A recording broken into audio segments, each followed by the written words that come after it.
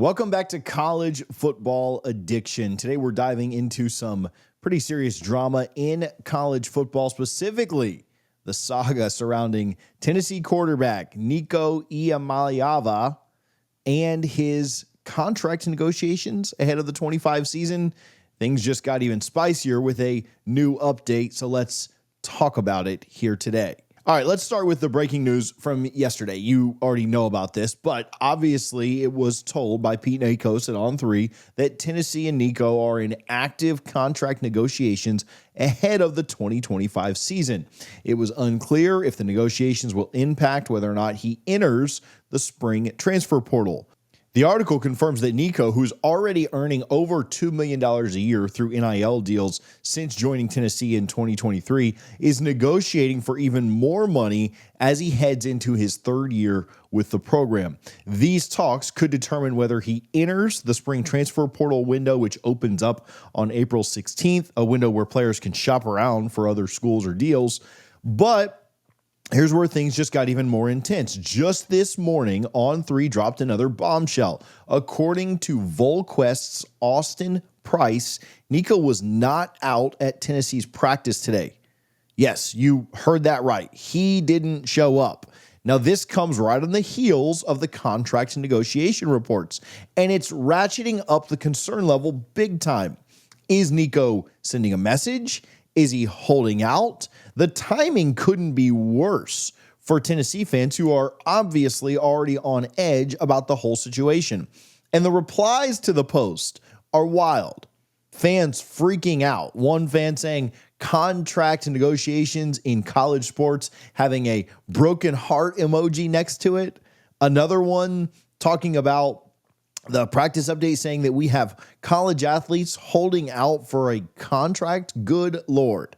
Now, it's clear that this is not the college football that we grew up with, and people are not happy about it. Now, let's add another layer to the drama. Nico's dad is not happy about the reports. According to a piece that we read earlier, Nico's father took to social media to blast On3's Pete Nakos, the reporter who broke the story about the contract negotiations. In a series of tweets before the practice info came out, Nico's dad said more games being played off the field than on the field, and then went on to call Pete Nakos the B-word Nakos. He said that he had called him and asked him directly, and Nico's dad said, I have no idea what he's talking about. He said his close source that he trusted his life from the University of Tennessee gave him this. He even added information in another tweet, basically accusing Nakos of spreading false info. This is a complete mess. Nico's dad is out here calling out reporters, while Nico, just hours later, is skipping practice. It's starting to feel like a full-on holdout situation. And I'm sorry, we do really well with Tennessee fans here. This is absolutely ridiculous. This is not a shot at Nico. This is not a shot at his dad. Certainly not a shot at Tennessee. Maybe we'll get Sports Talk Jay on to talk about this. But this situation is utterly ridiculous. And I think even Tennessee fans would likely agree with that. Where we are with college sports right now is stupid. Nico, through his family, through his agent, through himself, whatever, is essentially holding Tennessee hostage. According to Off the Hook Sports, it was Nico's family who pushed for a raise after the 2024 season, even though, as we mentioned, he's already making over $2 million a year. And now with the spring transfer portal window just days away, they're using the threat of him leaving and apparently skipping practice to squeeze even more money out of the Vols. It feels like extortion. And I get it. I get that players deserve to be paid. NIL is a good thing in theory. I have always been for it. I hate the fact that players weren't paid for so long, and TV executives and administrators and ADs and coaches are getting rich off the back of college athletes.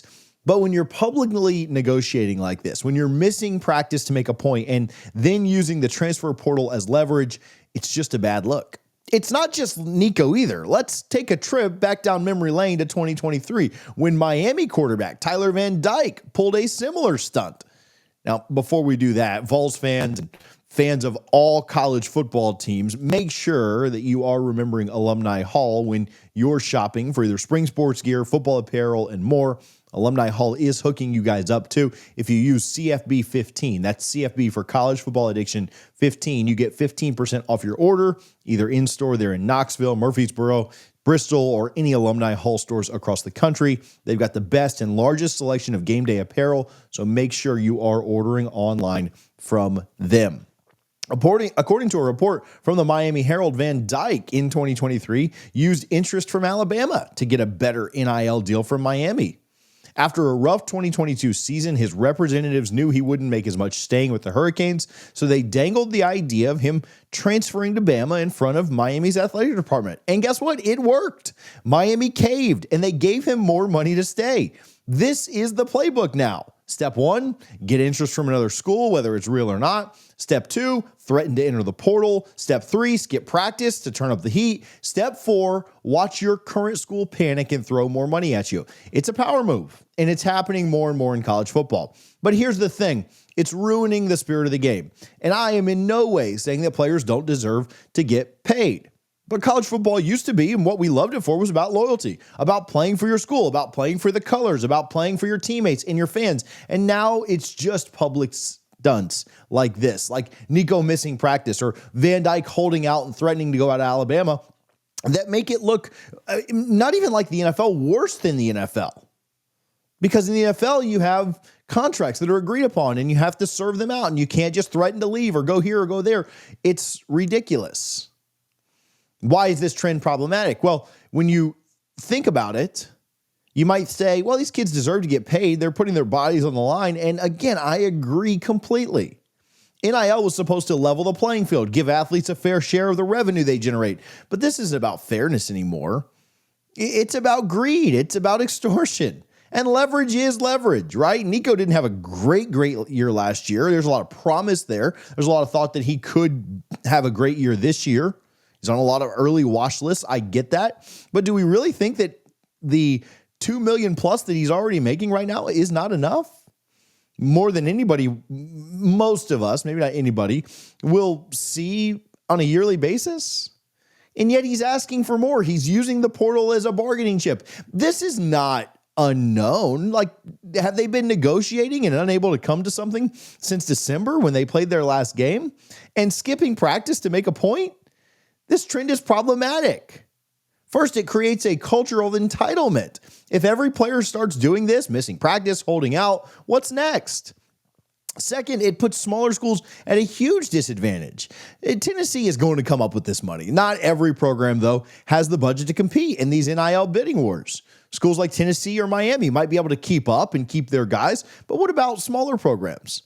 They're going to continue to lose talent left and right. And third, it is alienating fans. You can say what you want. I'd love to hear Tennessee fans chime in here. I'm not anti-Nico. I'm certainly not anti-Tennessee.